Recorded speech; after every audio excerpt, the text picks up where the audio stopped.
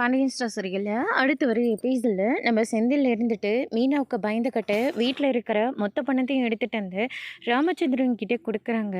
ராமச்சந்திரன் வந்து பார்த்திங்கன்னா அவங்க தனியாக ஒரு ஆளை செட் பண்ணி எங்கெல்லாம் லேண்டு வருதோ அங்கே எல்லா லேண்ட்லேயும் என்னோட பேர் ரெஜிஸ்டர் ஆகிருக்கணும் அப்படின்ற மாதிரி சொல்லிடுறாங்க. அதுக்கப்புறம் என்னுடைய மனைவியோட பேர்லேயும் ஒரு லேண்ட் வாங்கணும். அதுக்கு தேவையான பணம் எங்கிட்ட நிறையவே இருக்குது.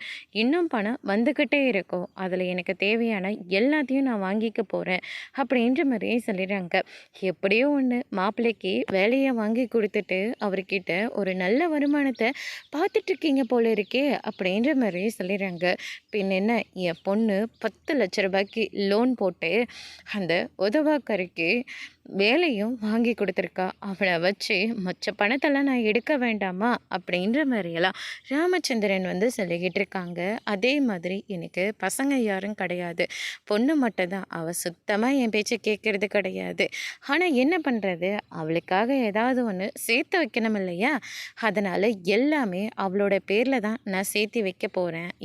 எனக்கு அப்புறம் எல்லாமே அதை அவளுக்கு சேரணும் அப்படின்ற மாதிரி ராமச்சந்திரன் வந்து சொல்லிக்கிட்டு இருக்காங்க. அப்படியே வாங்கிடுவோமே அப்படின்னு சொல்லிட்டு அவங்க ஆட்களும் வந்து சொல்லிக்கிட்டு இருக்காங்க.